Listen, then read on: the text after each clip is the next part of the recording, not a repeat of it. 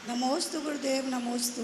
गुरु साहब, बचपन से सिखाया गया है अष्टमी 14 महापर्व होते हैं, तो फिर इन पर्वों में तत्वार सूत्र क्यों नहीं पढ़ते? देखिए, अष्टमी, चतुर्दशी, पर्व, उत्सव के दिनों में सिद्धांत शास्त्रों की वाचना का निषेध है।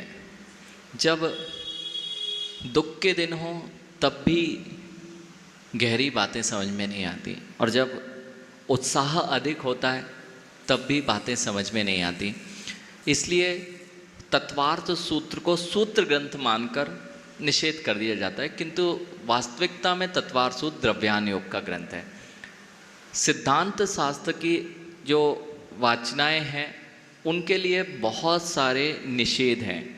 जब पानी, बादल कड़क रहे हों, बिजली कड़क रही हो, बादल बहुत तेज़ी से घुमड़ रहे हों, बहुत तीव्र बारिश हो रही हो, अकाल पड़ा हुआ हो, महामारी हो, अथवा उसके भी काल हैं कि रात्रि के काल में नहीं पढ़ा जा सकता, अपर रात्रिक काल में नहीं पढ़ा जा सकता, संध्या कालों में नहीं पढ़ा जा सकता, क्योंकि इन सिद्धांत और अशुद्धि में नहीं पढ़ा जा सकता, तो वह सूत्र ग्रंथों की अपेक्षा से।